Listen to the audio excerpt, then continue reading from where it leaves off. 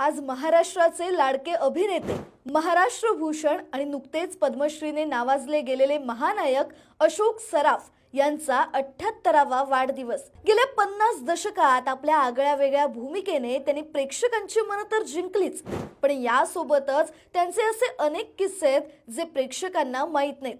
आपल्याला वाटतं की मराठीत सचिन पिळगावकर, महेश कोठारे यांनीच बाल कलाकार म्हणून अभिनय क्षेत्रात पाऊल ठेवलं होतं, पण अशोक सराफ अवघे 6 वर्षांचे असताना त्यांनी थिएटर करायला सुरुवात केली होती। त्यांनी स्टेट बँक ऑफ इंडिया मध्ये नोकरी केली आणि ही नोकरी करताना ते एकांकिका आणि नाटक करायचे।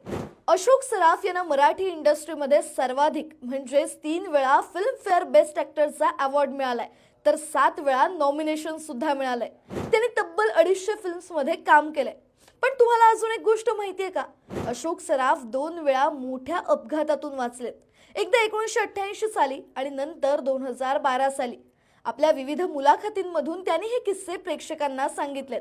त्यांच्या अनेक भूमिका कित्येक वर्ष रसिक प्रेक्षकांच्या मनात अजरामर राहतील एवढं मात्र नक्की। असेच इंटरेस्टिंग रील्स पाहण्यासाठी गाजावाजाला नक्की फॉलो करा।